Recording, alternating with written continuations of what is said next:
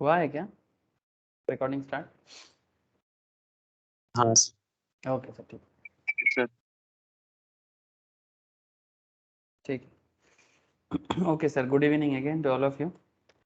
अच्छा, तो जीएसटी पढ़ना है और जीएसटी में आईटीसी चल रहा है, मतलब इनपुट टैक्स क्रेडिट। समय लेगा थोड़ा ये चैप्टर आप लोगों के लिए, क्योंकि आईटीसी में बहुत सारा कॉन्सेप्ट है जो मुझे सेक्शन वाइज धीरे धीरे आपको बताना है। तो जैसे कि मैं इससे पहले 2 क्लास हुआ है आईटीसी में। एक में आपको मैं आईटीसी का पूरा बेसिक चीज़ समझाया था, आईटीसी का यूटिलाइजेशन समझाया था, ठीक है। और फिर इससे पहले वाला क्लास में पूरा एकदम आईटीसी का सेक्शन वाइज डिस्कशन चालू किया, कुछ एग्जाम्पल भी देखे, ठीक है। आज भी कुछ एग्जाम्पल देखना है और थोड़ा और एडवांस लेवल में जाना है। एडवांस इन द सेंस थोड़ा और ज़्यादा section, advance in the sense each and every sections में इनपुट टैक्स क्रेडिट में जीएसटी के अंदर बहुत सारा चीज़ बोला हुआ है जो जानना ज़रूरी है, सेक्शन वाइज भी जानना ज़रूरी है और example and scenario, case scenario wise भी जानना ज़रूरी है, जो कि रियल लाइफ में हमेशा होता रहता है। और लास्ट वीक एक बहुत इंटरेस्टिंग चीज़ बात हुआ था, आप लोगों को याद होगा, जीएसटी क्रूसेड। हाँ सर, आईटीसी को पाने के लिए गवर्नमेंट ऑफ इंडिया जो लड़ाई लड़ रहा है, स्पेशली टैक्स इवेडर जो जीएसटी देना नहीं चाहते, उनसे कैसे जीएसटी लिया जा सकता है। GST collection day by day बढ़ रहा है। जीएसटी से पहले जब वैट था तब बिजनेस सिस्टम पूरा करप्शन था, बिना टैक्स का ही बिजनेस होता था। इसमें बहुत मतलब अनऑथराइज बिजनेस लोगों को सुविधा मिलता था जरूर, बट वो सुविधा देश के लिए अच्छा नहीं है, ठीक है। मैं आपको अभी क्या बोल रहा था, राजनीति बहुत छोटा चीज है, राष्ट्र नीति सोचो। अगर आप देश के बारे में समझोगे तो आपको ये भी समझ में आएगा कि एक देश का प्रॉपर पॉलिसी, एक देश में प्रॉपर नीति होने से उस देश को कितना फायदा होता है। जैसे इससे पहले जब वैट था, ठीक है, जब वैट था, सीएसटी था, सर्विस टैक्स था, ठीक है, ऑक्ट्रॉय था, एंट्री टैक्स था, बहुत सारा एक्साइज था, ये सभी टैक्स को सब्सटीट्यूट करके एक वन नेशन वन टैक्स लाया गया। इसका प्रोसेस चालू हुआ था सर 2000 के टाइम पे, जब अटल जी हमारे देश का प्राइम मिनिस्टर थे। उसके बाद कांग्रेस के टाइम पे चिदम्बरम ने भी इसके बारे में काम करने का काफी कोशिश किया, बट कांग्रेस का प्रॉब्लम था कि कांग्रेस का पावर जो था वो संख्या गरिष्ठ नहीं हो रहा था, मतलब सिंगल गवर्नमेंट नहीं फॉर्म कर पा रहा था, हमेशा किसी ना किसी का हाथ पकड़ के चलना पड़ रहा था। धीरे धीरे कांग्रेस, अभी हम लोग देख रहे हैं कि कांग्रेस का जमाना खत्म हो रहा है, वो अलग बात, मैं राजनीति में नहीं जाऊंगा। कहने का मतलब है कि एक प्रॉपर पॉलिसी लाने के लिए ना कंट्री के अंदर आपको एक मेजर गवर्नमेंट चाहिए, मेजोरिटी पावर वाला गवर्नमेंट हमेशा, चाहे वो स्टेट हो चाहे वो सेंट्रल हो, ताकि कोई भी नीति पास होना हो ना तो उस नीति को आप अप्लाई कर पाओ। जैसे मनमोहन सिंह काफी अच्छे पॉलिसी मेकर्स में से एक माने जाते हैं, लेकिन मनमोहन सिंह चाह के भी बहुत सारा चीज नहीं कर पाते थे। क्यों? क्योंकि समर्थन नहीं मिलता था। तो जो भी हो, ये सब राजनीति में हम लोगों ने लास्ट राष्ट्र नीति में 10 साल देखे, 15 साल देखे, आज जाके जीएसटी 2017 से आया और गवर्नमेंट का कलेक्शन डे बाई डे बढ़ रहा है। और जो देश के लिए अच्छा बात है ना सर, देश के लिए बहुत अच्छा बात है, क्योंकि देश के पास कलेक्शन आएगा तो देश काम कर पाएगा, पैसा मिलेगा तभी ना काम होगा। बिकॉज पैसा क्या है? पैसा एक यूटिलाइज करने वाला चीज है, जिसको यूटिलाइज करके आप देश का इंफ्रास्ट्रक्चर, देश का सिक्योरिटी, ठीक है, देश को चलाने के लिए जो चाहिए पैसे से ही बनता है ना। तो यू नीड मनी, तो गवर्नमेंट को कहाँ से मिलेगा? यही सबसे बिजनेसमैन से ही तो मिलेगा। तो जो भी हो, इस तरह से धीरे धीरे जीएसटी और ज्यादा मतलब भरपूर तरीके से बनता रहा और भी बन रहा है। Day by day, every year, every quarter GST collection बढ़ रहा है। लेकिन आईटीसी क्या है, आप लोगों को पता है कि हम लोग जो परचेस करने के टाइम पे टैक्स प्रोवाइड कर मतलब देते हैं, और सेल करने के टाइम पे जो टैक्स कलेक्ट करते हैं, ठीक है। से फॉर एग्जांपल ये बॉटल मैंने परचेस किया तो मैंने टैक्स दिया, से फॉर एग्जांपल मैंने इस पे 18% टैक्स दिया। 100 कमानों की बॉटल है, ठीक है, स्पेशल मिनरल से बना हुआ है, 100 रुपीज। सुना कि विराट कोहली कितना 1 लाख लीटर क्या कुछ समथिंग का 10,000 रुपया लीटर का पानी पीते हैं, सुने हैं। मान के चलो कि ऐसा ही कोई पानी का बॉटल है, ठीक है, जिसमें हर तरह का मिनरल्स एकदम सटीक मात्रा में मिलेगा आपको। तो ये पानी का बॉटल मैंने 100 रुपीज से लिया, इसमें 18% जीएसटी दिया, तो 100 का 18% 18 रुपया हो गया। ये मैंने पेमेंट करके 18 रुपया भी दिया जिनसे मैंने परचेस किया, और फिर मैं पानी बॉटल लेके आ गया। लेकिन ये मैंने अपने लिए नहीं, सेल करने के लिए लाया। मैं बेसिकली मैं कौन हूँ? मैं एक बिजनेसमैन हूँ, रिटेलर हूँ। तो होलसेलर से मैंने लिया, फिर मैं कंज्यूमर को बेचूंगा। तो या फिर किसी और को बेचूंगा, ठीक है, मैं डीलर हूँ, ठीक है, तो 100 का चीज 18 रुपया टैक्स दे दिया, अभी मेरे पास है किसी और को और थोड़ा सा वैल्यू एडिशन करके 120 का दाम लगाया, उसमें और 18% जीएसटी लगा के मैं पानी का बॉटल सेल कर रहा हूँ। ये जो टैक्स मैंने कलेक्ट किया, ठीक है, से फॉर एग्जाम्पल 120 का 18% कितना हो जाएगा, 36 रुपया समथिंग तक, ठीक है, तो 36 समथिंग जो भी टैक्स हो रहा है ना सर, वो टैक्स कितना हो रहा है सर, 120 का 18% करके देखो ना, 21.6 21.6 21.6 21.6। अब मानो कि ये जो 21.6 का बात मैं कर रहा हूँ, ये 21.6 गवर्नमेंट हमको बोल रहे है कि भाई टैक्स पे करो, लेकिन मैं गवर्नमेंट को बोल रहा हूँ रुको सरकार, मेरे पास 18 रुपया क्रेडिट है, ठीक है, आपको मैं बस 3 टका 21 पैसा ही पे करूंगा। सिंपल तरीके से देखो तो यही है आईटीसी। लेकिन इस आईटीसी को लेके सरकार का कितना सारा प्लान है, क्योंकि सबसे बड़ा, जैसे कि आपको कुछ देर से मैं बता रहा था, मैचिंग होना जरूरी है, ठीक है, मतलब मैं बोलने से नहीं होगा कि भाई मेरा इतना आईटीसी है, ठीक है, उसका प्रूफ दिखाना पड़ेगा। आप लोग जानते हो कितना स्कैम होता है, गलत सेल दिखा के आईटीसी, मतलब जबरदस्ती आईटीसी को मैनिपुलेट किया जा रहा है, गलत सेल, फर्जी कंपनी बनाया जा रहा है। फर्जी कंपनी समझते हो ना, शेल कंपनी, कंपनी पेपर में है, वास्तव में नहीं है, पेपर में कंपनी है, नाम पे सेल दिखा के भाई देखो इनको सेल किया उनको सेल किया, आईटीसी बनाते जा रहे हैं, और वो आईटीसी वास्तव में है ही नहीं। तो ये सब स्कैम पकड़ा जा रहा है। तो बहुत सारा चीज है आईटीसी के अंदर जो आपको धीरे धीरे, चलो मैं बताता हूँ, स्क्रीन शेयर करता हूँ और मुद्दे पे आ जाता हूँ सर। चलो,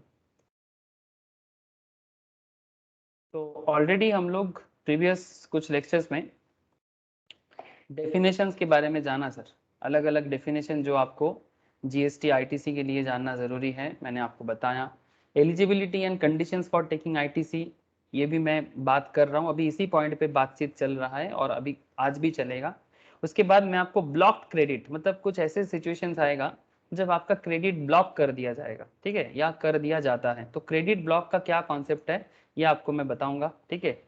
बहुत इंटरेस्टिंग एंड इंपॉर्टेंट एरिया है। Availability of credit in special circumstances, ठीक है, ये भी एक इंटरेस्टिंग एरिया है। एंड उसके बाद आपको मैं आईटीसी का और भी कुछ इंपॉर्टेंट क्वेश्चंस भी कराऊंगा, जिसमें आप किस तरह से आईटीसी को यूटिलाइज करते हैं बिजनेसमैन, इसका एक प्रॉपर आइडिया भी आपको पूरा मिल जाएगा। तो बने रहिए सर आईटीसी क्लास में, धीरे धीरे सारा का सारा चीज आपको पता चल जाएगा। ओके, तो चलो आज का मुद्दा क्या है, पॉइंट पे आते हैं। हाँ सर, जैसे लास्ट दिन मैं आपको ये सब एग्जाम्पल बताया था विजय सेल्स का, ठीक है, एग्जाम्पल से पहले मैं आपको सारा का सारा प्रोविजंस भी बताया था। जैसे कि प्रोविजंस अगर देखो तो हम लोग सेक्शन 16 में बात कर रहे थे, है ना सर। अगर आपको मैं प्रोविजंस का बात करूं, प्रोविजन वाइज देखो तो basically eligibility and conditions for taking ITC, ये जो आईटीसी क्रेडिट लेने का जो एलिजिबिलिटी है और जो कंडीशन है, ठीक है, ये बेसिकली आपको सेक्शन 16 एरिया में बात करते हैं जीएसटी एक्ट में, ठीक है। तो जीएसटी एक्ट में, सीजीएसटी एक्ट में सेक्शन 16 सबसेक्शन 1, ठीक है, जो मैं आपको लास्ट दिन एनालाइज करके सेक्शन सबसेक्शन 1 सबसेक्शन 2, ठीक है, फिर आपको यहाँ पर सबसेक्शन 3, सब सेक्शन का ही है, 16 सबसेक्शन 1, 16 सबसेक्शन 2, 16 सबसेक्शन 3, ठीक है, 16 सबसेक्शन 4, ठीक है, इस तरह का 4 एरिया है 16 के ऊपर। फिर आपको यहाँ पर एक रूल 36 का एरिया है जो आपको इनपुट टैक्स क्रेडिट में documentary requirements and condition for claiming ITC का रूल 36 भी यहाँ पर बात करते हैं, ठीक है। फिर आता है रूल 37 का भी एक एरिया जहाँ पर आपको reversal of ITC in case of non payment of consideration, मैं बात चर्चा करूंगा रूल 37 पे आगे आगे एग्जाम्पल भी बताऊंगा। 37 के अंदर भी कुछ सबसेक्शन है, ठीक है, जैसे कि ये देखो, ये एनालिसिस हुआ था आप लोगों से, याद होगा आप लोगों को, ठीक है, एलिजिबिलिटी फॉर टेकिंग आईटीसी जो सेक्शन 16 सबसेक्शन 1 में बोला। फिर आपको मैं बताते हैं रजिस्ट्रेशन अंडर जीएसटी, ठीक है, आपको जीएसटी रजिस्ट्रेशन होना जरूरी है, ठीक है। Goods and service to be used for business purpose, आप जिस चीज का आईटीसी क्लेम करना चाहते हो, जो भी गुड्स या सर्विस का बिजनेस करोगे तभी कर पाओगे। फर्दरेंस ऑफ बिजनेस होना चाहिए, पर्सनल पर्पस में प्रोडक्ट परचेज करके उसका आईटीसी क्लेम नहीं होता। फिर कंडीशंस फॉर टेकिंग आईटीसी के बारे में सेक्शन 16 सबसेक्शन 2 आपको बताते हैं। सेक्शन 16 सबसेक्शन 2, सर सेक्शन याद रखना जरूरी है, बिल्कुल जरूरी है। As a chartered accountant, as a company secretary, as a cost accountant, आप लोग इसमें मतलब स्पेशलाइज्ड हो सर आप लोग, ठीक है, एज ए लॉयर ऑल्सो, ठीक है। तो आपको सेक्शन याद रखना जरूरी है, जितना याद रख पाओगे उतना बढ़िया। Position of tax paying document, क्या क्या डॉक्यूमेंट आपको चाहिए होता है। लास्ट दिन मैंने बोला था कि जिसके थ्रू से आप अपना आईटीसी क्लेम कर सकते हो, सब ओरिजिनल डॉक्यूमेंट होना पड़ता है और एकदम वैलिड डॉक्यूमेंट होना पड़ता है, जिसमें invoice, debit note, credit note का भी एक बहुत अच्छा चर्चा हुआ था सर, ठीक है, बहुत अच्छा डिटेल्स में चर्चा होता है। रिवाइज इनवॉइस अगर है तो उसका भी डिटेल्स होना चाहिए। इनपुट सर्विस डिस्ट्रीब्यूटर, ठीक है, उसमें amount of tax charge, description of goods, GSTN number, ठीक है, ये सारा चीज मैंने लास्ट वीक बताया था। फिर आपको मैंने रूल 36 सबसेक्शन 3 में ITC of tax paid towards demanding involving fraud, अगर किसी फ्रॉड का बात किसी में आ जाता है, उसमें सेक्शन 36 किस तरह से बात करता है वो भी मैंने बोला था आपको, ठीक है। ये देखो, इनवॉइस फर्निशिंग फैसिलिटी, ठीक है, मतलब ये बोथ वे में मैचिंग होता है। जो सप्लायर है वो जो टैक्स फाइल रिटर्न फाइल कर रहा है, जो रिसिपेंट है उसके साथ वो मैचिंग होगा, तभी जाके जो रिसिपेंट है वो टैक्स का मतलब आईटीसी का मतलब क्रेडिट क्लेम कर सकता है। ये मैं बताया था, स्टार्टिंग क्लास से बता के आ रहा हूँ सर, स्टार्टिंग क्लास से। उसके बाद मैंने आपको 2 एग्जांपल्स भी करवाया था, जिसमें आपको आईटीसी, अगर किसी का मिस है ना ये क्लास, प्लीज जरूर देखें एक बार, बहुत ही इंटरेस्टिंग डिस्कशन हुआ था। चलो आगे बढ़ते हैं सर, आज का डिस्कशन स्टार्ट करते हैं, एकदम फ्रेश डिस्कशन है आज का।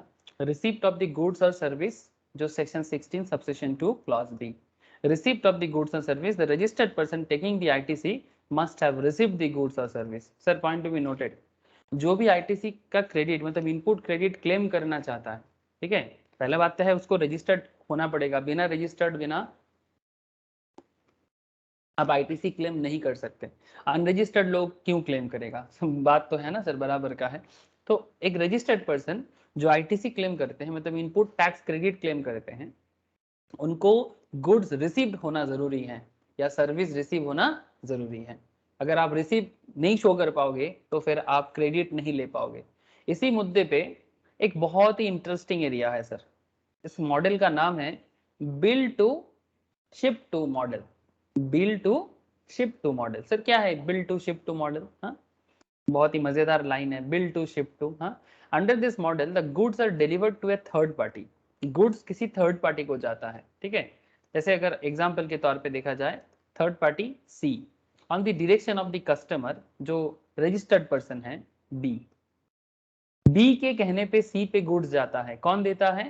Who purchase the goods from vendor, मतलब सप्लायर ए। ए से बी कोई गुड्स परचेस करता है, लेकिन गुड्स बी के पास नहीं सी के पास पहुंचते हैं। तो रिसिपेंट कौन हो गया, बी हुआ कि सी हुआ? गुड्स का रिसिपेंट बोलो ना सर। बी हुआ ना सर, बी ने रिसीव किया ना, सी ने तो डायरेक्ट किया पहुंचाने के लिए। सी ने पहुंचा नहीं, सी के पास पहुंचा, C on the direction of customers third party, goods are delivered to C, goods deliver हुआ सी के पास, किसके डायरेक्शन पे? बी के डायरेक्शन पे। बी ने कहां कहां से परचेस किया था? ए से परचेस किया था। तो फिर गुड्स रिसीव कौन किया एक्चुअल में? सी। सी ने। देखो सर, ये इमेज आपको थोड़ा हेल्प कर देगा।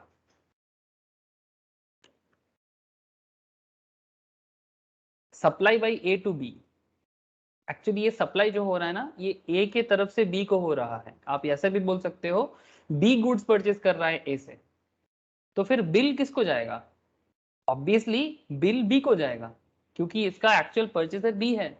लेकिन गुड्स का रिसीवर, गुड्स शिफ्ट और services provided by A to C on direction of B, जो कुछ भी हो रहा है बी के डायरेक्शन पे सी को हो रहा है। ऐसा तो होता ही है, ऐसा बिल्कुल होता है, रियल लाइफ में ऐसा बहुत देखा जाता है ना। जैसे मेरे कहने पे फ्लिपकार्ट आपके घर पे सामान पहुंचा सकता है ना, उबेर के थ्रू से किसी के घर पे कोई प्राइवेट जो भी चीजें हैं वो पहुंच जाते हैं, खाना पहुंच जाते हैं। हाँ, तो इस तरह का चीज होता है। ट्रांसपोर्टर के थ्रू से भी गुड्स ऐसे किसी और के जगह में ऑटोमेटिकली आप रिसिपेंट को ट्रांसफर कर सकते हो।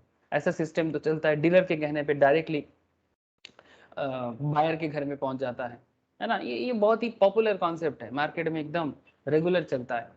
No point is that sir, ठीक है ये तो चलता है, समझ में आ गया, लेकिन सर कहने का मतलब है यहाँ पर सी जो है ये परचेजर तो है नहीं, तो फिर आईटीसी कौन क्लेम करेगा, कब क्लेम करेगा, कैसे क्लेम करेगा? ये समझाने का बात है सर, ठीक है। इसको बोलते हैं bill to ship to model. Shipping हो रहा है सी को, लेकिन बिल जा रहा है बी को। शिपिंग हो रहा है सी को, लेकिन बिल जा रहा है बी को। तो क्लेम ऑब्वियसली कॉमन सेंस क्या लग रहा है, B entitled to have ITC basis invoice issued by A, है ना। जो इनवॉइस ए ने बी को इशू किया, यही बेसिस पे बी एक्चुअली आईटीसी क्लेम करेगा। As goods and service deemed to be received by B, ये मान लिया जाएगा कि जो गुड्स ए सी को दिया वो एक्चुअली ए बी को दिया। और सी के केस में क्या है, और ये जो बी बेसिकली होना ऐसा था, ए बी को देता फिर बी सी को देता, बट वास्तव में ऐसा नहीं हुआ। हुआ क्या, ए डायरेक्टली सी को दे दिया, supply by B to C, B bills to C, और बी ये बिल सी को देता। लेकिन यहाँ पर क्या हो रहा है, ये डायरेक्टली सी को दे रहा है और बिल ए बी के पास पहुंचा रहा है। तो बी ही, जो बी है वो आईटीसी क्लेम करेगा जो ए बिल बी को दिया है। Now goods and service being received, C entitled to have ITC basis the invoice issued by B. लेकिन ये जो इनवॉइस है, सी को भी तो क्रेडिट मिलेगा बाद में, क्योंकि सी भी तो परचेस कर रहा है बी से। तो सी किस बेसिस में आईटीसी क्लेम करेगा, जो बिल बी सी को प्रोवाइड करेगा, इसके बेसिस में। लेकिन घटना क्या घट रहा है वास्तव में, ए डायरेक्टली प्रोडक्ट सी के घर में पहुंचा रहा है। क्या आपको समझ में आया कि बेसिस क्या है। बी जो आईटीसी क्लेम करेगा, बी का आईटीसी क्लेम करने का बेसिस यही होगा जो बिल ए ने बी को दिया, और सी का आईटीसी क्लेम करने का बेसिस वही होगा जो बिल बी ने सी को दिया। बोलो सर, बात क्लियर है। Bill to ship to model में क्या होता है? यस। सबको समझ में आ रहा है? Please tell me sir. तो ये actually section 16 subsection 2 clause B में इस पॉइंट को बोला गया है। तो अंडर दिस मॉडल थोड़े डिटेल्स में पढ़ लेते हैं। Under this model the goods are delivered a third party C on the direction of customer B who purchased the goods from the vendor or supplier A. In other words, A bills to B but ships to goods to C. A bills to B, A B bill दे रहा है B को, but goods ship कर रहा है C को on direction of B, B के कहने पे। In effect two supplies takes place. Actually इस पूरा खेल में दो सप्लाई बन गया in this scenario, from A to B and from B to C। Thus, under this model, the customer मतलब the registered person who purchased such goods does not receive the said goods, है ना sir. इस खेल में क्या देखा गया, जो परचेजर है वो गुड्स को रिसीव नहीं किया। यस और नो? यस बोलो सर। जो परचेजर है उसने गुड्स को रिसीव नहीं किया। जैसे मेन परचेजर कौन था, बी था, बट बी ने गुड्स को रिसीव किया ही नहीं। तो फॉर सच केसेस इस तरह का जब भी केसेस बनेगा, वो सेक्शन 16 सबसेक्शन 2 क्लॉज बी उसको मेंटेन करेगा। It is deemed that the registered person that is customer has received the goods, ये मान लिया जाएगा कि कस्टमर ने ही गुड्स को रिसीव किया। सबको क्या प्रॉब्लम है, कस्टमर ने ही गुड्स को रिसीव किया। In other words, goods delivered to another person on the direction of the registered person by way of transfer of documents of title. Documents of title जो है वो ट्रांसफर किया है, और अदरवाइज आइदर बिफोर और during the movement, या तो पहले कर दिया या तो मूवमेंट जब हो रहा है उस टाइम पे, are deemed to have been received by such registered person. So ITC will be available to the registered person on whose order the goods are delivered to a third person. Similarly यहाँ पर C को भी तो ITC मिलेगा, जैसे B को ITC claim करने का मौका मिलेगा, सिमिलरली सी को भी मौका मिलेगा, जो एक्चुअली बी ने सी को ट्रांसफर कर दिया था, डॉक्यूमेंट टाइटल डॉक्यूमेंट ट्रांसफर कर दिया। Similarly, services may also be provided to a third party by the service provider on the direction of the service recipient. In this case also, the service recipient, registered person, does not receive the service by virtue of explanation to section 16 subsection 2 clause B. It is deemed that the registered person, that is service recipient, has received the service. In other words, service provided to any person on direction of an account of registered person is deemed to have been received by such a registered person. So ITC will be available to the registered person on whose direction the service is provided to a third person. मतलब ये वही बोला है जो यहाँ पर हम लोगों ने इमेज से देखा है। बस एग्जाम्पल देखो, थोड़ा और क्लैरिटी आ जाएगा। ऐसे क्लैरिटी आ गया होगा, बट कुछ एग्जाम्पल हमें काफी हेल्प करता है रियल लाइफ में। मानो कि ए इज अ ट्रेडर। ए कौन है, कोई ट्रेडर है। ट्रेडर का क्या मतलब होता है, जो बाई सेल करता है ना sir. A is a trader who places an order on B for a consignment of soda ash. ठीक है, कोई प्रोडक्ट है सर, सोडा ऐश। ठीक है, A is a trader who places an order on B for a consignment of soda ash. receives a buying order from C. A ने ये buying order कहाँ से लिया? C से, for the same quantity of soda ash. So A is a trader who places an order on B for a consignment of soda ash. A receives a buying order from C. और A को C से buying order मिला same soda एश का. A instruction दे रहा है B को, ठीक है. A B को बोल रहा है कि भाई तुम मेरे को मत भेजो, तुम डायरेक्टली ना C के घर में दे दो, to deliver the goods to C. And in turn A क्या करेगा? इनवॉइस इशू करेगा C के नाम पे, मतलब बेसिकली C को इनवॉइस दे देगा. Through though the goods are not physically received at the premises of A, भले ये गुड्स B A के घर में डिलीवर नहीं किया, C के घर में डिलीवर किया, बट A ITC क्लेम कर सकता है सेक्शन 16 सबसेक्शन 2 क्लॉज B के तहत. क्लियर है सर बात? एग्जाम्पल क्लियर है या फिर से समझाएं?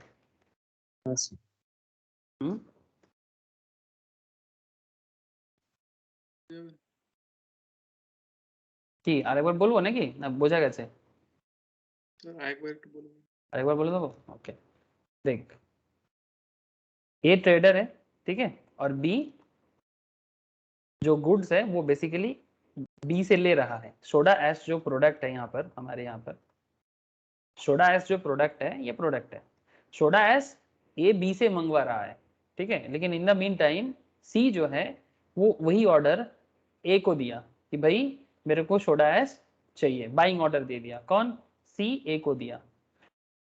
बी ने ए को सप्लाई तभी तक नहीं किया था, बी से ए के पास सोडा एश नहीं पहुंचा था. इसी बीच में जब सी का ऑर्डर आ गया तब ए बी को बोल रहा है कि भाई तुम एक काम करो ना, डायरेक्टली सी के घर में पहुंचा दो. गुड्स रिसीव्ड जो है वो नॉर्मली ए के पास होना था, फिर ए सी को पहुंचाता, ये खेल होने वाला था. बट वास्तव में ऐसा हुआ नहीं. क्या हुआ वास्तव में? क्या हुआ? B directly soda ash, B क्या किया? डायरेक्टली सोडा एश को सी के घर में पहुंचा दिया, है ना सर? ऋषभ का आज नेटवर्क इशू लग रहा है कि ऋषभ नेटवर्क प्रॉब्लम নাকি? না স্যার ল্যাপটপে জয়েন করলাম. ও আচ্ছা ঠিক আছে. देखो अब बी डायरेक्टली सी के घर में पहुंचा दिया, लेकिन पॉइंट क्या है कि ये एक्चुअली कौन किसको सेल किया? बी ने सी को सेल किया कि ए ने सी को सेल किया? बोल अभिषेक, ये सेल जो है ए की तरफ से सी को है कि बी की तरफ से सी को है? सर हाँ B to C. नहीं सर, ए टू सी. ओ अच्छा. बी ने तो बस ए के कहने पे सी को पहुंचाया, है ना? बी ने बस ए के कहने पे सी को पहुंचाया.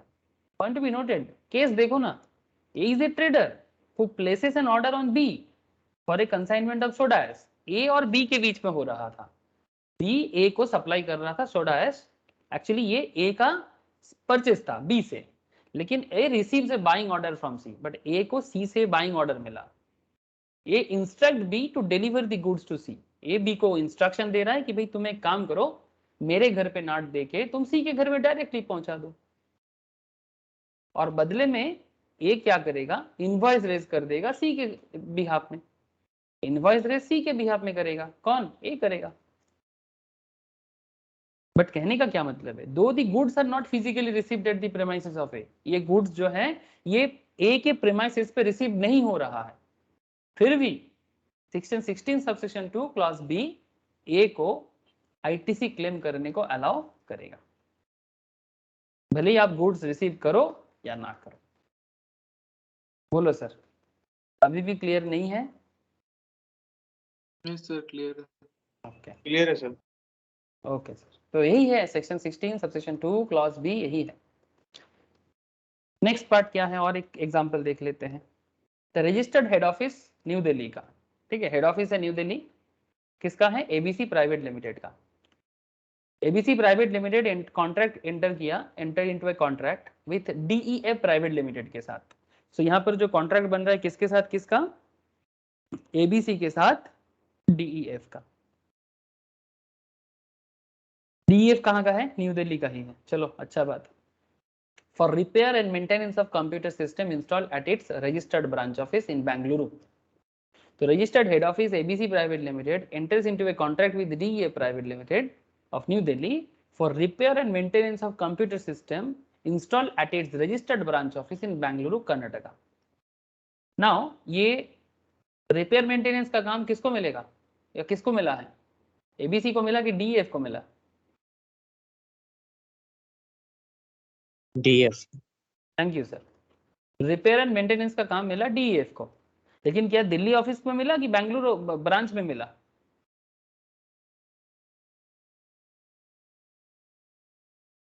बेंगलोर में करना था। बेंगलुरु कर्नाटका के ब्रांच ऑफिस में मिला। मतलब ये काम जो होगा, ये कंप्यूटर रिपेयर करने का, ये दिल्ली के हेड ऑफिस में नहीं होगा, ये बेंगलुरु के ब्रांच ऑफिस में होगा। किसका? एबीसी का। एबीसी का जो ब्रांच है बेंगलुरु पे, वहां होगा, जो कर्नाटका में। Now DA Private Limited issues an invoice on ABC Private Limited, लेकिन ये कॉन्ट्रैक्ट किसके साथ किसका है? एबीसी के साथ डीएफ का है। तो इनवॉइस क्या होगा? DA Private Limited issues an invoice on ABC Private Limited, New Delhi, for the service provided by it through the actual service, though the actual service is received by the branch office and not by the head office. Actual service किसने लिया? Branch ने लिया, लेकिन bill किसको जा रहा है? Head office को जाएगा। Section 16 subsection 2 clause B allows ITC of such repair and maintenance service to head office. तो हेड ऑफिस को ये आईटीसी रिसीव करने का मौका सेक्शन 16 सबसेक्शन 2 क्लॉज बी दे रहा है।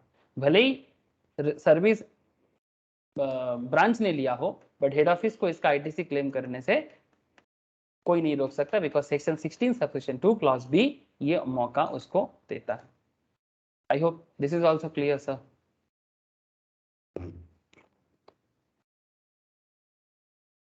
बोलो सर, बोलो, क्लियर है या नहीं? हाँ सर। इसी तरह का कॉन्सेप्ट था ये billed to ship to model, section 16 subsection 2 clause B, है ना? ओके, चलो और आगे बढ़ते हैं। Section 16 subsection 2 clause C, tax leviable on supply actually paid to government. Tax leviable on supply actual paid to government. Sir ये section 16 subsection 2 clause C क्या बताते हैं?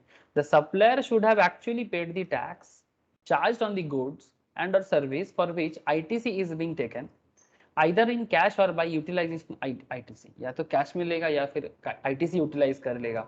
However, section 41 allows the taxpayers, मतलब recipient, to take ITC provisionally on self assessment basis।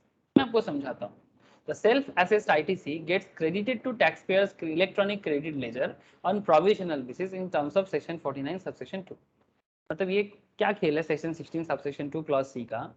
Tax leviable on supply actually paid to government. जो tax आप सरकार को पे किया, ठीक है, उसी के बेसिस में आप आईटीसी क्लेम कर सकते हो, ठीक है, जो सप्लायर ने एक्चुअली किया। आपको मैं बताता हूं कि खेल क्या।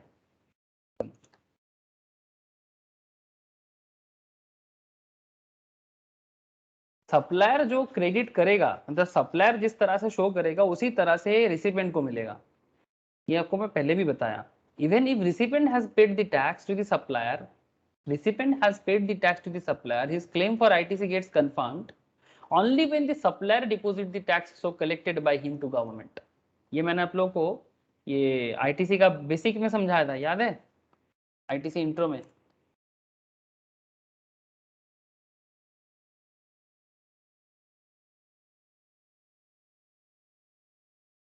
ये इमेज याद करो, ये वाला इमेज याद करो। ये रिसिपेंट है, मिस्टर बी रिसिपेंट है। एकदम पहला आईटीसी क्लास में मैंने ये बोला था। मिस्टर बी रिसिपेंट है, मिस्टर ए सप्लायर है। Mister A sold goods to mister B, file GSTR 1 details of supply, information from GSTR 1 gets reflected in GSTR 2A of mister B. GSTR 1 पे जब mister A सारा का सारा details upload किया, ठीक है, automatically ये जीएसटीआर 2A में मिस्टर बी को रिफ्लेक्ट करेगा। Now data goes from GSTR 2A to GSTR 2 after buyer, मतलब मिस्टर बी accept it। जब तक मिस्टर बी इसको एक्सेप्ट नहीं करेगा, मिस्टर ए का डिटेल्स, मिस्टर ए ने जो सप्लायर, मिस्टर ए कौन है? सप्लायर है। सप्लायर अपना डिटेल्स जब तक अपलोड नहीं करेगा, मैच होना है। मिस्टर बी रिसिपेंट के तौर पे, बायर के तौर पे जीएसटी 2 में इसको एक्सेप्ट करेगा।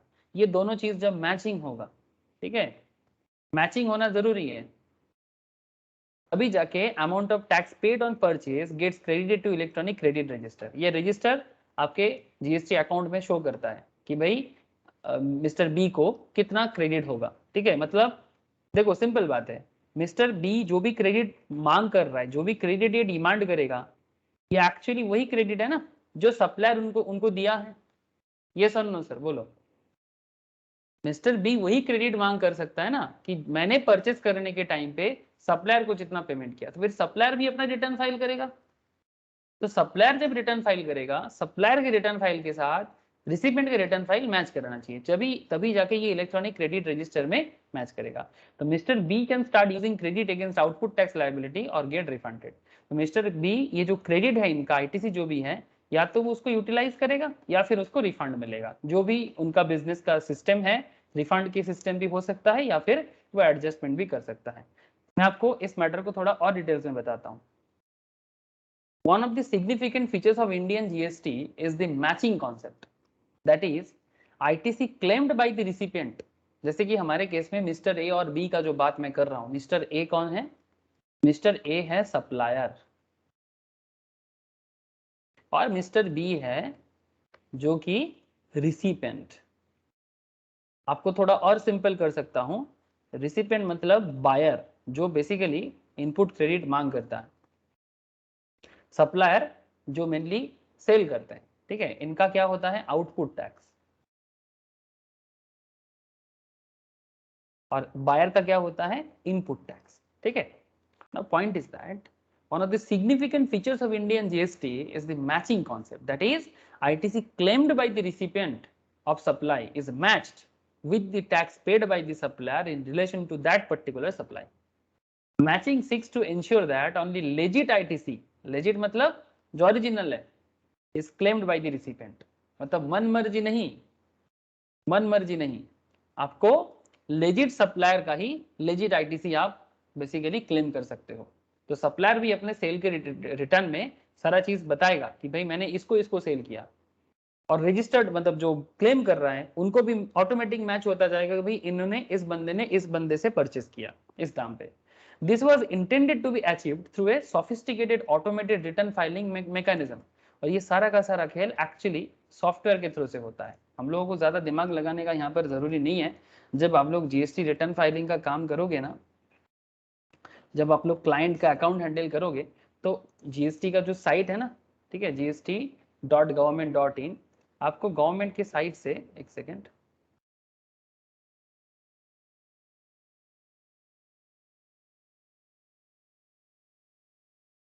सीबीआईसी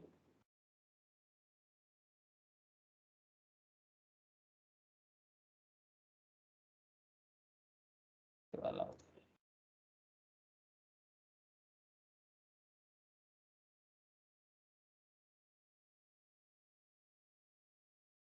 ये सीबीआईसी का साइट है, यहाँ पर भी काम हो जाता है, बट जो gst.government.in का साइट है मैं वो ढूंढ रहा हूँ सर, जो आपको मैं बहुत बार दिखाया हूँ। क्या साइट में रिसेंटली कोई चेंजेस आया है क्या? ऐसा तो नहीं है।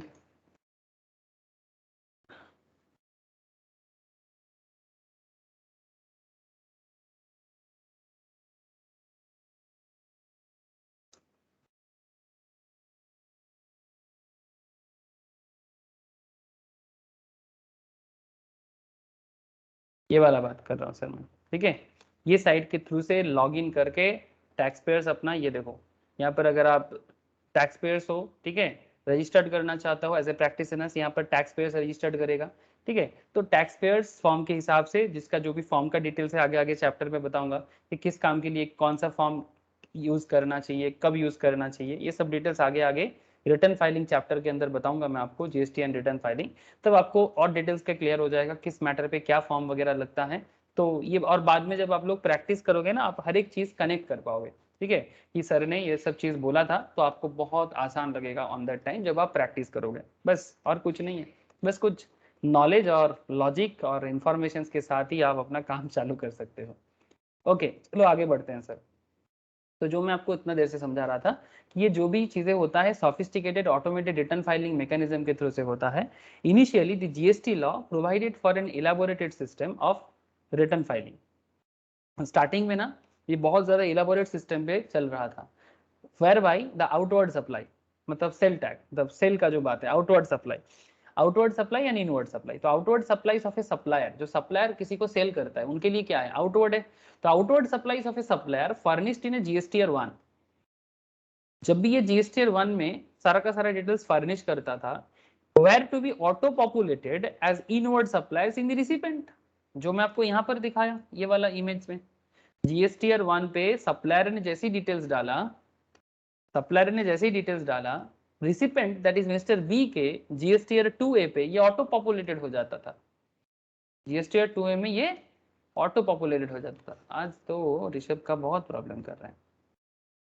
ओके तो वही बात मैं आपको यहाँ पर कर रहा हूँ। अब देखो कि ये सिस्टम चलता था, लेकिन क्या रिसेंटली कोई चेंजेस हुआ है क्या? यस, कुछ चेंजेस अभी चल रहा है, मैं आपको अभी दिखाता हूँ। तो इलाबोरेट वे में था GSTR 1 were to be auto populated as inward supplies in the recipient GSTR 2। और जैसे ही जीएसटी रिसिपेंट उसको एक्सेप्ट करता था, सप्लायर के साथ मैचिंग करेगा और ऑटोमेटिकली वो एक्सेप्ट करने से ही क्रेडिट अप्रूवल हो जाता था। ITC could be availed only on such matched inward supplies। ITC तभी आपको मिलेगा, अरे बाप रे बाप,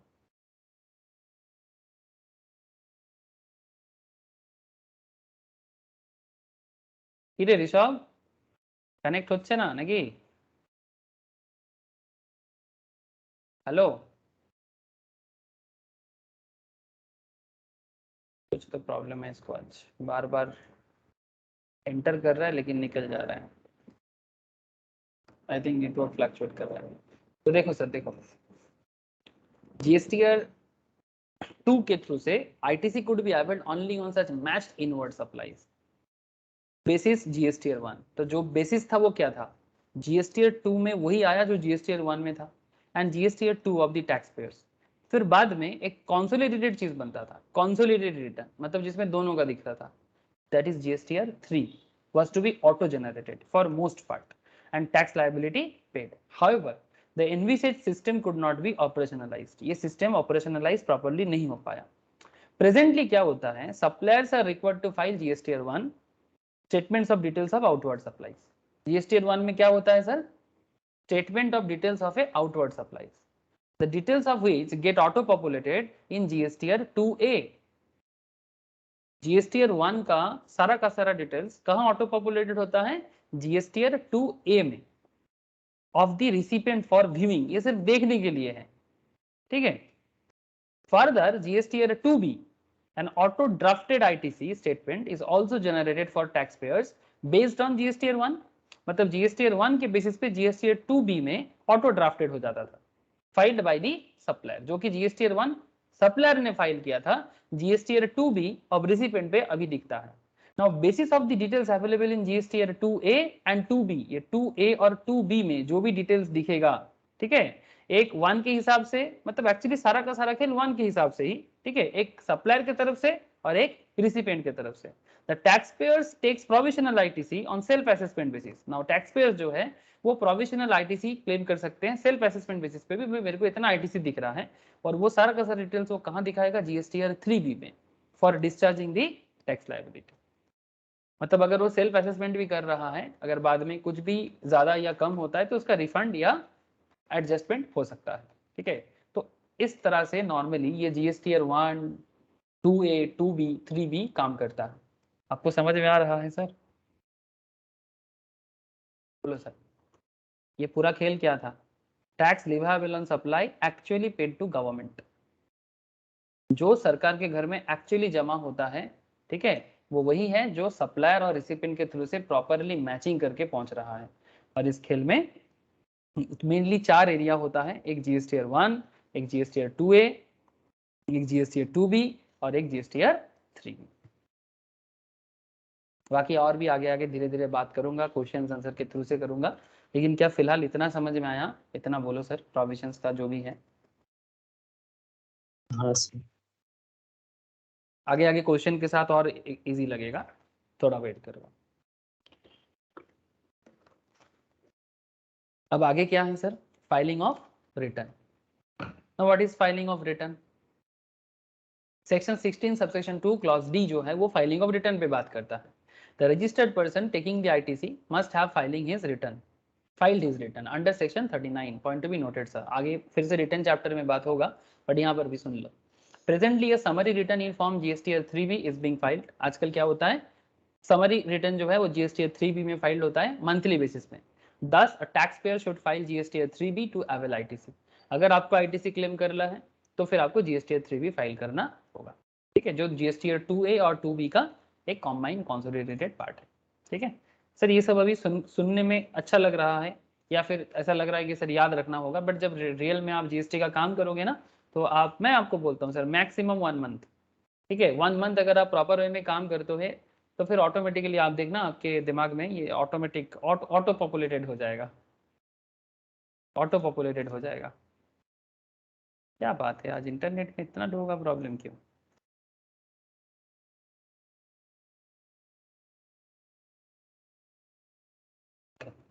सर नेक्स्ट पॉइंट चलो, goods received in lots. Sir अगर गुड्स लॉट में रिसीव होता है तो लॉट बाय लॉट आता है, मतलब एट ए टाइम पूरा गुड्स नहीं आ गया, लॉट बाय लॉट अगर गुड्स रिसीव होता है।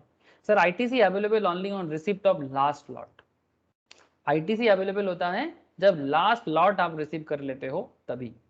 सर तो फिर बीच का लॉट तब तक आईटीसी आप क्लेम नहीं कर सकते, ये बोला गया है first provision to section 16 subsection 2। In case the goods covered under an invoice are not covered in a single consignment but are received in lots, एक single consignment cover नहीं हो पाया तो फिर जब तक आपका लॉट बाय लॉट या इंस्टॉलमेंट बाय इंस्टॉलमेंट पेमेंट चल रहा है, ITC can be taken only upon receipt of the last lot और लास्ट इंस्टॉलमेंट। ऐसे बहुत सारे बिजनेस सिस्टम है सर हमारे देश में, ठीक है। मुझे भी कुछ बिजनेस का नॉलेज है जिस तरह का, जैसे कि मैं देखा हूँ घर पे पापा टिम्बर मर्चेंट का काम करते हैं, गवर्नमेंट के थ्रू से काम करते हैं।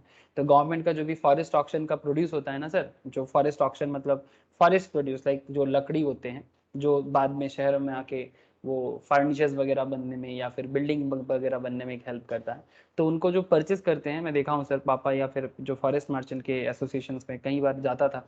तो एक्चुअली मेरा घर झाड़ग्राम में है ना नेटिव, तो वो एक्चुअली फॉरेस्ट एरिया है, तो वहाँ पर फॉरेस्ट ऑक्शन का मैं बहुत बार पापा के थ्रू से, ऐसे मेरे को अच्छा नहीं लगता था बचपन में क्योंकि ग्राउंड छोड़ के जाना पड़ता था, पापा बोलता था चल आज जाना है, तो मैं हमेशा नहीं जाता था, कभी कभी 2 महीने में 3 महीने में एक बार चल जाता था। तो ऑक्शन में क्या होता था कि जो लॉट खरीदते थे वो लॉट ऐसे डिफरेंट एरिया में, मानो कि एक टोटल क्यूबिक फुट के हिसाब से होता है कि कहीं पर 5 CFT माल है, CFT मतलब क्यूबिक फुट, कहाँ पर 22 CFT माल है, कहीं पर 24 CFT माल है, तो वो जो भी CFT के हिसाब से है वो लॉट बाय लॉट रखा हुआ है, ठीक है। तो पापा क्या करता था, मैं देखता था अगर मानो कि पैसे का शॉर्टेज होता था तो बोलता था अभी ये लॉट अभी लेंगे, ठीक है, डिपेंड करता था, अगर रिच बिजनेसमैन है तो वो सारा का सारा लॉट एक ही बार में ले लेता था, लेकिन मैक्सिमम बिजनेसमैन क्या करता था, एक लॉट अभी लिया लेकिन पूरा कॉन्ट्रैक्ट हो जाता था गवर्नमेंट के साथ, ये पूरा का पूरा लॉट मेरा है, लेकिन इस लॉट को भी मैं पार्ट बाय पार्ट उठाऊंगा मतलब ट्रक लेके जाऊंगा, माल उठाऊंगा और कोलकाता के लिए या जो भी शहरों में, मेनली कोलकाता में ही माल आता है, ठीक है, कोलकाता के लिए ट्रक वहां से लोड होकर रवाना हो जाएगा। लेकिन ये जो भी परचेस चलता था ना, कॉन्ट्रैक्ट एक ही बार में होता था लेकिन पेमेंट इंस्टॉलमेंट में होता था, और जो प्रोडक्ट जो मिलता था वो लॉट बाय लॉट मिलता था, उसमें भी उस टाइम पे वैट होता था, आजकल जीएसटी होता है, ठीक है। सो ऐसे बहुत सारे चीजों में होता है, ठीक है, जो आप लॉट बाय लॉट लेते हो और जब तक आपका लास्ट इंस्टॉलमेंट पेमेंट नहीं होता या लास्ट लॉट आप नहीं लेते हो तब तक आप आईटीसी उससे जुड़ा हुआ चीज आप क्लेम नहीं कर सकते। से फॉर एग्जाम्पल मैं, ये तो मेरा अपना पर्सनल एक एक्सपीरियंस बताया आपको, बट चलो मैं आपको एक एग्जाम्पल यहाँ से दिखाता हूँ। XYZ enters into a contract with ABC for supply of 10 metric ton of a chemical। चलो ये भी एक बिजनेस है ना, 10 metric ton of a chemical। 10 metric ton chemical का दाम बता रहा है सर, 10 MT केमिकल का दाम बता रहा है 1,18,000, ठीक है, इंक्लूसिव ऑफ जीएसटी, मतलब इसके अंदर जीएसटी है, मतलब समझ में ही आ रहा है, लग रहा है कि 18,000 का जीएसटी है, मतलब 18% का जीएसटी है। सो 1,18,000 टोटल माल का दाम है in the month of August में, उसमें 18,000 जीएसटी का पार्ट है। The chemical is to be delivered in lots over a period of 3 months. August में प्रोडक्ट लिया जा रहा है बट केमिकल जो है वो पार्ट बाय पार्ट अगला 3 महीने में पहुंचा जाएगा। एबीसी जो है वो एक्चुअली इनवॉइस रेज कौन करेगा? एबीसी करेगा ना, बिकॉज XYZ कौन है? बायर है, और एबीसी कौन है? सेलर है ना सर? तो इनवॉइस कौन रेज करेगा? सेलर करेगा। तो ABC raises the invoice for the entire amount in August, पूरा इनवॉइस रेज कर दिया अगस्त में। And XYZ also makes the payment in the same month but the supply is completed. अच्छा, payment भी इसने कर दिया, XYZ ने पेमेंट भी अगस्त में ही कर दिया, बट इसका सप्लाई कंप्लीट होगा नवंबर में जाके। हाँ सर, इसका सप्लाई कंप्लीट होगा नवंबर में जाके। तो XYZ paid the full tax as early as August, it can take the ITC on the same only on receipt of last installment of the chemical in the month of November। अब बात को समझिए, tax तो अगस्त में payment कर दिया था, लेकिन टैक्स पेमेंट कर दिया इसका मतलब ये नहीं कि इस टैक्स के हिसाब से जो ITC आपका बनता है वो आप अगस्त या सितंबर से ही क्लेम करना चालू कर दो। जब तक आपने लास्ट इंस्टॉलमेंट रिसीव नहीं करोगे केमिकल का, दैट इज नवंबर, ठीक है। अगस्त 3 महीने का सप्लाई टोटल था, अगस्त सितंबर अक्टूबर, ठीक है। अगस्त में फर्स्ट लॉट, सितंबर में सेकंड लॉट, अक्टूबर में थर्ड लॉट। मतलब अगर आपको ITC क्लेम करना है तो आप नवंबर से क्लेम कर सकते हो, बिकॉज नवंबर में जाके आपका पूरा सप्लाई कंप्लीट होता है। क्लियर है? बोलो सर। ये है प्रोविजन ऑफ सेक्शन 16 सबसेक्शन 2। इसमें अगर आप लॉट में लेते हो, इंस्टॉलमेंट में लेते हो, जब तक आपका लास्ट इंस्टॉलमेंट आप रिसीव नहीं कर लेते हो तब तक आप ITC क्लेम नहीं कर सकते।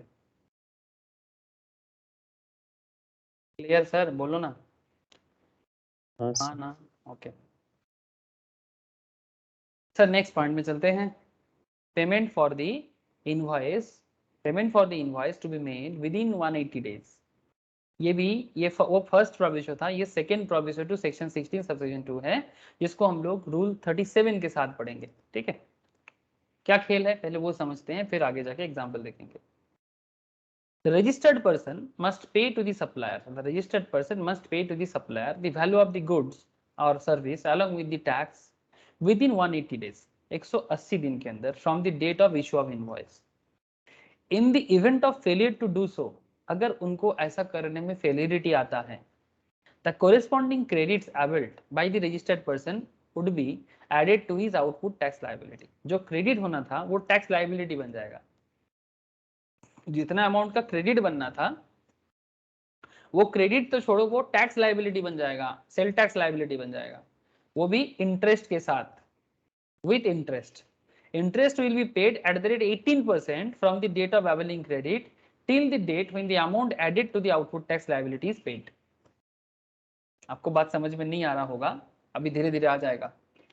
अब बात को समझो, आपने किसी से कोई प्रोडक्ट खरीदा और आपको 180 दिन के अंदर उनको पेमेंट करना था, लेकिन अगर आपने 180 दिन के अंदर उनको पेमेंट टैक्स के साथ, हाँ, with the tax, along with the tax, GST tax, जो भी आपका टैक्स वैल्यू है, अगर 1 लाख का चीज है, अगर उसमें 18% का जीएसटी है तो 1 लाख इंटू 18% करके 1,18,000 पूरा का पूरा अमाउंट आपको पेमेंट करना है 180 दिन के अंदर। अगर आप पेमेंट करने में नाकाम रहते हो तो जो क्रेडिट आपको मिलना था, ये इसमें आपको कितना क्रेडिट है? 18,000 का क्रेडिट है आपका यहाँ पर, क्योंकि आप बाई कर रहे हो तो पेमेंट कर रहे हो। जब आप सेल करोगे, से फॉर एग्जांपल बाद में आप किसी को सेल करते हो और आपका 20,000 का टैक्स लायबिलिटी होता है, तो आपके पास 18,000 का क्रेडिट है ना सर, तो 20,000 से 18,000 माइनस करके आप सरकार के घर में सिर्फ 2,000 ही जमा करोगे। लेकिन ये क्रेडिट आपको तो मिलेगा नहीं, उल्टा ये आपका लाइबिलिटी बन जाएगा। ये जो 18,000 का क्रेडिट आपको मिलना था, ये क्रेडिट तो आपको मिलेगा नहीं, और उल्टा क्या होगा, ये आपका टैक्स लायबिलिटी बन जाएगा, और साथ में 18% का इंटरेस्ट भी लग जाएगा। कितना दिन का? जिस दिन से आपने 180 दिन के बाद जिस दिन से आपका क्रेडिट अवेलेबल होना था, ठीक है, interest will be paid 18% from the date of availing credit, जिस दिन से क्रेडिट अवेल कर रहे हो, till the date when the amount added to the output tax liability is paid, जब तक आपका आउटपुट टैक्स लायबिलिटी क्लियर नहीं होता तब तक के लिए आपका इंटरेस्ट चार्ज हो जाएगा। वो बाकी जो आपने क्रेडिट सोचा था वो क्रेडिट तो छोड़ो, वो आपका लायबिलिटी बन जाएगा। अब आगे आगे इसका एग्जाम्पल करेंगे और थोड़ा सा क्लैरिटी आएगा। Once the recipient makes the payment, the value of the goods and the service along with tax, he will be entitled to avail the credit again without any time limit। ठीक है, ये चीज हम लोग आगे जाके बात करेंगे सर, ठीक है, आगे आगे बात करेंगे। In case of part payment has been made, proportionate credit will be allowed. अगर आप पार्ट पेमेंट करोगे तो प्रोपोर्शनेट क्रेडिट आप अवेल कर सकते हो, ठीक है। उपाय है, ऐसा नहीं कि उपाय नहीं है, बट आगे आगे देखो खेल और थोड़ा सा क्लैरिटी हो जाएगा। अच्छा, कुछ एक्सेप्शंस भी हैं इस खेल में। The conditions of payment of value of supply plus tax with in 180 days does not apply in the following situation. मतलब ये 180 दिन का जो सिचुएशंस आपके सामने रखा गया, कुछ सिचुएशंस है जहां पर ये एप्लीकेबल नहीं होता। जैसे कि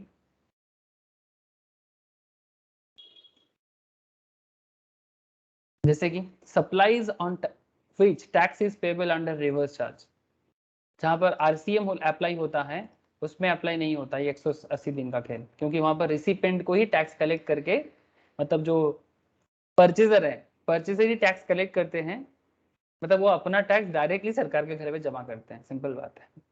क्योंकि नॉर्मल रूल क्या है, दो कॉन्सेप्ट चलता है। मेन कॉन्सेप्ट है सर फॉरवर्ड सप्लाई, जो हम लोग सप्लाई अंडर जीएसटी में पढ़े हैं। फॉरवर्ड सप्लाई, बहुत बार मैंने इस मैटर के बारे में बात करता हूँ। फॉरवर्ड सप्लाई क्या होता है, सप्लायर रिसिपेंट को देता है प्रोडक्ट या सर्विस, रिसिपेंट क्या करेगा, जो टैक्स है वो सप्लायर को देगा और सप्लायर इसको गवर्नमेंट के घर में जमा करेगा। लेकिन आरसीएम के केस में क्या होता है, रिसिपेंट अपना टैक्स डायरेक्टली गवर्नमेंट के घर में जमा करेगा। तो ऐसे केस में ये 180 दिन का जो कंडीशंस है ये अप्लाई नहीं होता है। The conditions on payment of value of supply plus tax with in 180 दिन does not apply in the following situation: supply on which tax is payable under reverse charge, deemed supplies without consideration, additions made to the value of supplies on account of supplier's liability in relation to such supplies being incurred by the recipient of the supply. Under situation given point B and C, the value of supply is deemed to have been paid. चलो एक काम करते हैं, पूरा खेल को example के through से समझने का कोशिश करते हैं।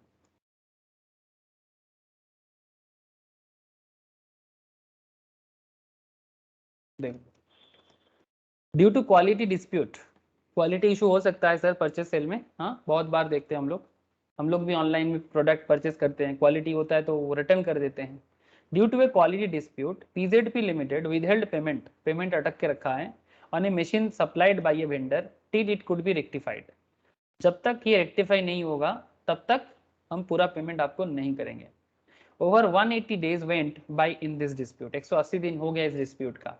The credit taken by PZP on the invoice got added to the output tax liability. PZP Limited को जो पेमेंट करना था, ठीक है, अपने सप्लायर को, वो क्रेडिट जो टेकन उनको होना था, the credit taken by PZP on the invoice got added to the output tax liability. वो आउटपुट टैक्स लाइबिलिटी के साथ ऐड हो जाएगा, किसका, PZP का, and thus it had to be pay back the credit. Credit क्या हो जाएगा, पे बैक हो जाएगा।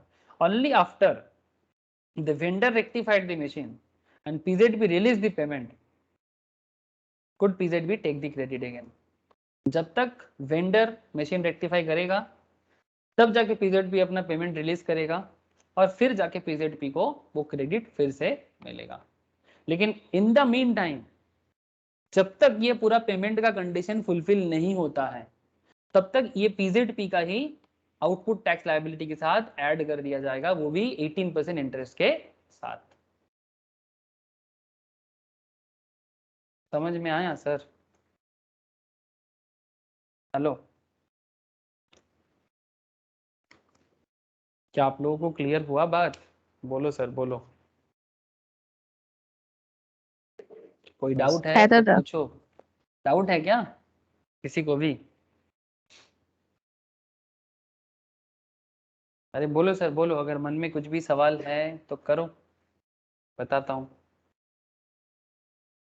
ओके, फिर आगे बढ़ता हूँ सर, ठीक है, ठीक है, डोंट वरी, आगे इस चैप्टर के एंड पे आपको और भी क्वेश्चन करने को मिलेगा, ठीक है, और ऐसा और भी बहुत सारा सवाल आएगा, तो आप सवाल जितना सॉल्व करोगे आपको और क्लैरिटी आ जाएगा। यहाँ पर मैं अभी थोड़ा प्रोविजंस को कवर कर रहा हूँ, तो करते करते जो जो एग्जाम्पल्स आ रहा है मैं वो बता रहा हूँ, लेकिन इस चैप्टर के अंदर आपको बहुत सारा रियल लाइफ सिचुएशंस देखने को मिलेगा और क्वेश्चंस भी सॉल्व करने को मिलेगा, ताकि आईटीसी में आपको हर तरह का नॉलेज मिले, ठीक है। बिकॉज ये जीएसटी प्रैक्टिशनर्स के तौर पे जब आप काम करोगे ना, तो ये आपका सारा दिन यही काम होगा, ठीक है, आईटीसी आईटीसी आईटीसी आईटीसी, हर केस का नॉलेज हो जाएगा आपको। इतना कोशिश आप करो, मैं भी कर रहा हूँ, और एग्जाम में भी अच्छा रिजल्ट हो जाएगा।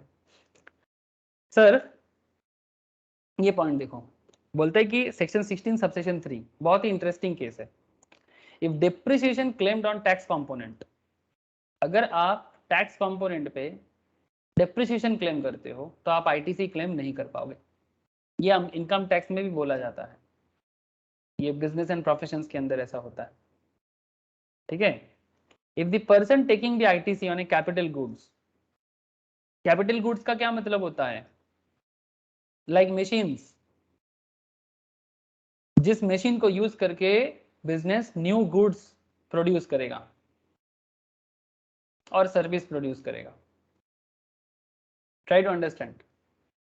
आपका कोई मशीन, जैसे मानो कि एक सिंपल बात करते हैं, आप कोई बड़ा सा ओवन लिया, रेस्टोरेंट ओपन किया, तो आपका जो ओवन है, ठीक है, रेस्टोरेंट वाला ओवन, ठीक है, जिसमें एक साथ आप 10 जन का खाना पका सकते हो, ठीक है, लाखों में दाम होता है सर, ठीक है। या फिर से फॉर एग्जांपल एक पिज्जा वेंडिंग मशीन लिया आपने, या फिर एक बड़ा सा क्या बोलते हैं उसको, कुछ भी, कोई भी मशीनरी प्रोडक्ट जो आपके बिजनेस का एक एसेट्स है, तो इसको कैपिटल गुड्स कहा जाता है। बिकॉज कैपिटल गुड्स से दूसरे गुड्स जिस चीज का आप बिजनेस करते हो वही गुड्स बनाया जाता है, ठीक है।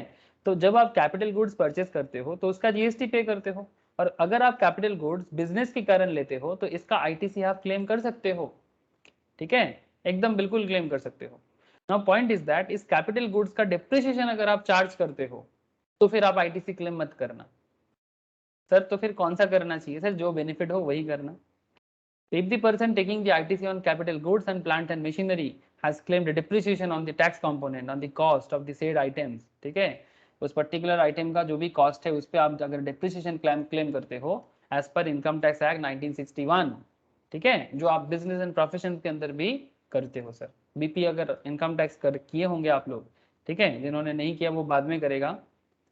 The ITC on the said tax component shall not be allowed, जिस पे डिप्रिसिएशन क्लेम करोगे as per income tax act 1961 उस पे आप आईटीसी क्लेम नहीं कर पाओगे। दस in respect of the tax paid on such items dual benefit can not be claimed. ये डुअल बेनिफिट हो जाएगा, एक ही एसेट पे, एक कैपिटल एसेट पे, एक ही कैपिटल एसेट्स पे उसका डिप्रिसिएशन भी माइनस करके बेनिफिट लेना, ठीक है, और उसी एसेट पे आईटीसी भी क्लेम करके उसका बेनिफिट लेना, ये गवर्नमेंट आपको करने नहीं देगा। आप समझ रहे हो सर? ठीक है, से फॉर एग्जांपल आप अपने बिजनेस पे कितना सारा का, ये मानो कि आपका ये सब का काम है, ठीक है, ये क्या बोलते हैं इसको, जेसीबी ना, जेसीबी, क्रेन, ये सब बोला ना, क्रेन भी बोल सकते हैं, जेसीबी बोलते हैं, बहुत सारा नाम है ये सब चीजों का। ऐसे ये है क्या, क्रेन है कि जेसीबी है? हाँ बोलो। सर जेसीबी है ना? हाँ सर। ओके, ये जेसीबी है। अब ये बिजनेस पर्पस में कंस्ट्रक्शन काम में जो लोग होते हैं उनको, उन लोगों को यूज करना पड़ता है। मानो कि इसका दाम है 50 लाख का, ठीक है, एक एग्जांपल के तौर पे, मेरे को एग्जैक्टली नहीं नॉलेज नहीं है, फिर भी किसी को नॉलेज है कि क्या दाम होता है जेसीबी का? 30-40 लाख ऐसा ही दाम होगा क्या?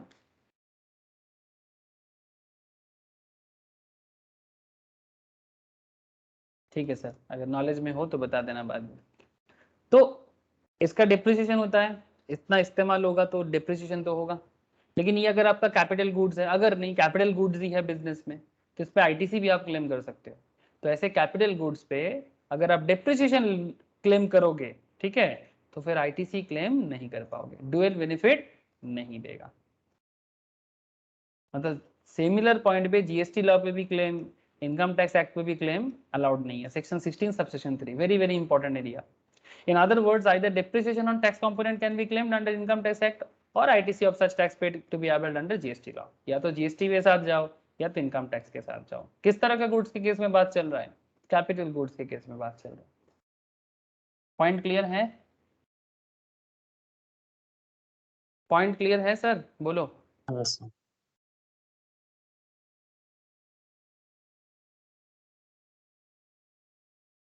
Time limit for availing ITC, sir कितना दिन के अंदर आप आईटीसी क्लेम अवेल कर सकते हो? एक लिमिट होना चाहिए, ऐसा नहीं कि आज किए परचेज फिर 3 साल बाद क्लेम कर रहे हैं, नहीं सर, कुछ तो टाइम लिमिट भी होना चाहिए। Due date of filing of return for the month of September of succeeding financial year, next financial year के सितंबर के अंदर आपको क्लेम करना चाहिए, और date of filing of annual return, date of filing of annual return या फिर due date of filing of return for the month of September of succeeding financial year और date of filing of annual return whichever is earlier, section 16 subsection 4। इन दोनों में से जो पहले होगा उसके अंदर आपको आईटीसी क्लेम कर लेना चाहिए। तो रूल क्या है फटाफट सुन लो, बहुत ही इंटरेस्टिंग एरिया बोलने जा रहे हैं।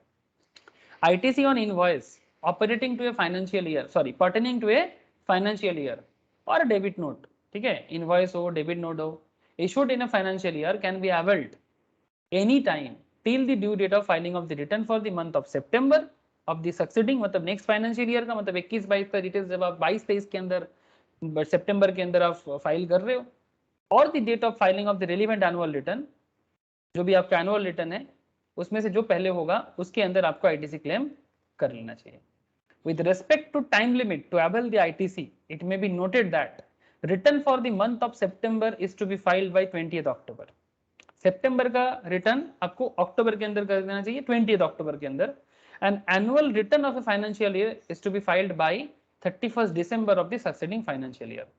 Point to be noted, by, हाँ, मतलब आपको 31 दिसंबर के अंदर कर लेना चाहिए, लेकिन अगर आप एनुअल रिटर्न 31 दिसंबर से पहले कर देते हो तो फिर वो डेट ले लिया जाएगा। बट नॉर्मली रूल ये है कि सितंबर का फाइलिंग 20 अक्टूबर के अंदर होना चाहिए और एनुअल रिटर्न 31 दिसंबर के अंदर होना चाहिए नेक्स्ट फाइनेंशियल ईयर के लिए। मतलब 21-22 का बात है तो 22-23 दिसंबर के अंदर फाइल कर लो एनुअल रिटर्न, और अगर सितंबर मंथ का फाइलिंग है तो वो 20 अक्टूबर के अंदर फाइल कर लो। इनमें से जो पहले होगा एक साल के उसके अंदर आपको आईटीसी क्लेम करना चाहिए। आगे आगे एग्जांपल देखता हूं। So the upper time limit for taking the ITC is 20th October of the next financial year or the date of filing of annual return whichever is earlier. Point to be noted, या तो 20 अक्टूबर या फिर annual return जो पहले होगा वही आपका ITC claim करने का डेट है। The underlying reasoning for this restriction is that no change in return is permitted after September of next financial year. ठीक है, if annual return is filed before the month of September, अगर आप annual return सितंबर से पहले करते हो then no change can be made after filing of annual return. अगर आप एनुअल रिटर्न सितंबर से पहले कर लेते हो तो फिर आप एनुअल रिटर्न में कोई चेंज नहीं कर पाओगे, लेकिन अगर आप एनुअल रिटर्न सितंबर के बाद 31 दिसंबर के अंदर करते हो तो फिर आप एनुअल रिटर्न में चेंज कर सकते हो। कुछ एक्सेप्शंस भी हैं। The time limit under section 16 subsection 4 does not apply to claim for reavailing of credit that have been reversed earlier. जो पहले एक बार रिवर्स हो चुका है उसमें आपको नहीं मिलेगा, ठीक है। The time limit under section 16 does not apply to claim for reavailing of credit that had been reversed earlier. एक बार रिवर्स हो चुका है तो उस पर नहीं होगा। चलो मैं आपको कुछ एग्जांपल बताता हूं तो आपको क्लैरिटी आ जाएगा सर, ठीक है। बहुत ही वाइटल एक एरिया डिस्कस करने जा रहे हैं सर, धीरे धीरे सुनो और धीरे धीरे समझो, ठीक है। हड़बड़ नहीं करना है क्योंकि डेट का कॉन्सेप्ट है, डेट का कॉन्सेप्ट हमेशा कंफ्यूजिंग होता है सर, ठीक है, क्योंकि कौन सा डेट है क्या है नहीं है। जैसे रेसिडेंशियल स्टेटस में आप लोग कंफ्यूज होते होंगे थोड़ा बहुत, ठीक है, एग्जैक्टली वैसा यहाँ पर ये डेट का इशू जीएसटी में भी बहुत है।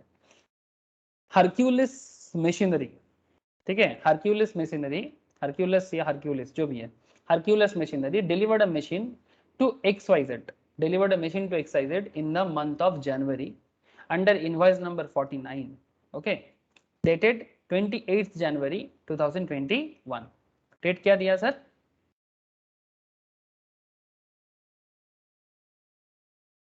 28 जनवरी 2021, ठीक है। कितने का वैल्यू है? 4,15,000 plus GST and undertook trial runs and calibration of the machine as per the requirement of XYZ. The amount chargeable for the post-delivery activities, was covered in a debit note raised in the month of April 2021 for 50,000 plus GST. मतलब क्या है, क्योंकि ये trial run चल रहा है, अब trial run के बाद the amount chargeable for the post delivery activity, delivery activity के बाद भी कुछ अमाउंट चार्जेस का बात है जो डेबिट नोट के थ्रू से कंपनी इशू कर सकता है, जो अप्रैल में, जनवरी के बाद अप्रैल 2021 में 50,000 प्लस जीएसटी के हिसाब से चार्ज किया गया है, ठीक है। कौन कर रहा है? हरक्यूलिस मशीनरी कर रहा है XYZ पे। XYZ did not file its annual return till the month of October, अक्टूबर तक इसने एनुअल रिटर्न फाइल नहीं किया, अक्टूबर तक इन्होंने एनुअल रिटर्न फाइल नहीं किया, तो भी इसका लिमिट क्या है? अगर आईटीसी अवेल करना है तो उसके लिए क्या करना होगा?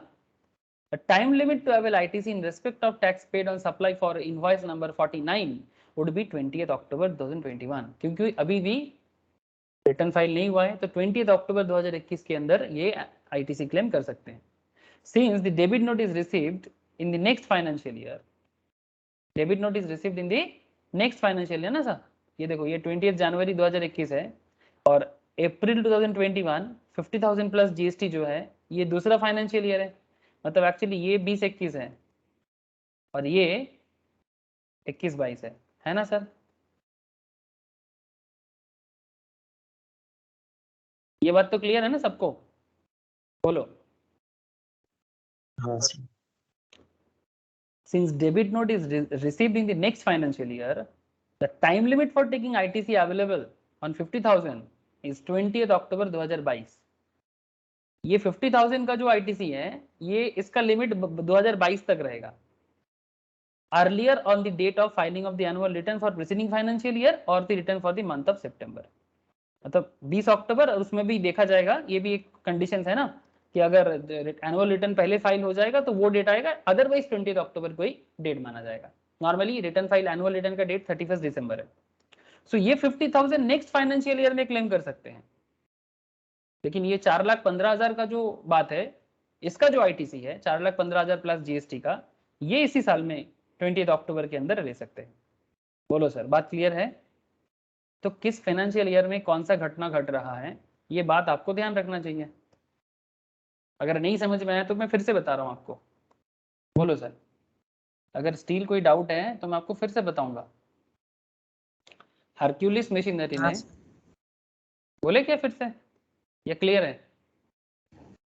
क्लियर। ओके सर, ठीक है। तो ये है जीएसटी का आईटीसी क्लेम करने का डेट का कॉन्सेप्ट। नॉर्मल डेट क्या है? 20 अक्टूबर या फिर annual return, whichever is earlier. Annual return का नॉर्मल डेट है 31 दिसंबर। एक बात ध्यान रखिएगा, अगर एक बार एनुअल रिटर्न अक्टूबर से पहले कर दिए तो रिवाइज नहीं कर सकते, ठीक है? इस बात का ख्याल रखिएगा। बाकी आईटीसी रिलेटेड और क्या है? restriction of ITC in proportions of 1, taxable supplies 2, business purpose, subsection 1, 2 of section 17.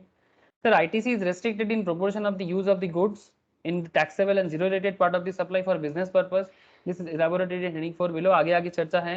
ITC not allowed on certain supplies, कुछ supplies पे ITC allowed नहीं है। ITC has been blocked for specified goods and services. ये जो section 17 का area है ना sir, ये आगे का चर्चा का विषय है, ठीक है, जो मुझे आपको आज और स्टार्ट नहीं करूंगा, ठीक है, नेक्स्ट क्लास में ही करूंगा, क्योंकि एकदम फ्रेश एरिया है। Apportionment of credit and blocked credit, ठीक है, इसको भी आपको एग्जांपल के थ्रू से, जैसे मैं सेक्शन 16 का एरिया पूरा कवर किया, अब आगे आगे मैं आपको क्रेडिट कितना अपॉर्चन हो सकता है और कितना ब्लॉक हो सकता है और इसका क्या चक्कर है, ठीक है, ये मैं आपको बताऊंगा। कितना क्रेडिट ब्लॉक हो सकता है, कितना क्रेडिट आपको मिल सकता है, इसका एक पूरा डिटेल्स डिस्कशन है जो मुझे आपको नेक्स्ट क्लास से बताना पड़ेगा, ठीक है। नेक्स्ट क्लास में मैं आपको डिटेल्स में बताऊंगा कि ब्लॉक क्रेडिट का क्या कॉन्सेप्ट है, अपॉर्चनमेंट ऑफ क्रेडिट का क्या मैटर है, ठीक है, किस गुड्स में, कौन से गुड्स में क्या होता है, मोटर व्हीकल्स में क्या होता है, वेसल्स वगैरह में क्या होता है, बहुत सारे गुड्स का मैटर है सर, ठीक है। अब आईटीसी में आपको क्या बोला, आईटीसी में आपको बहुत सारा एग्जांपल बताऊंगा। इनपुट टैक्स क्रेडिट जीएसटी का सबसे हॉट टॉपिक है, ठीक है, इवन रियल लाइफ प्रैक्टिस में भी आईटीसी का ही सबसे ज्यादा डिस्कशंस होता है और उसी में सबसे ज्यादा माथा लगाना पड़ता है, ठीक है। तो सारा का सारा खेल आपको मैं नेक्स्ट क्लास में बताऊंगा, ठीक है। उसके बाद क्रेडिट इन स्पेशल सर्कमस्टेंस बताऊंगा, लेकिन आज मैं आपको सेक्शन 16 पूरा कवर की, ठीक है।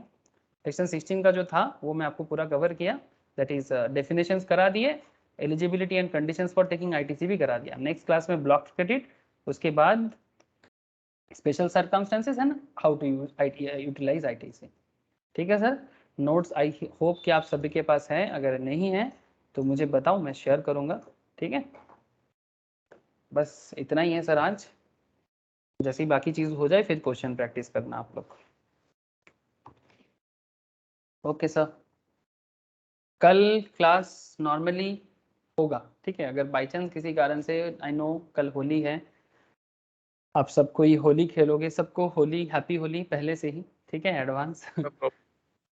हैप्पी होली दादा। हैप्पी होली। हैप्पी होली। ठीक है, हैप्पी तो होली सभी सर। को हाँ happy and safe Holi sir. अच्छा अच्छा कलर यूज करना, ठीक है, ऑर्गेनिक वाला खेलना, ठीक है, हो सके तो घर से आटा मैदा से भी खेल सकते हो, हल्दी से मिर्चा मत लेना।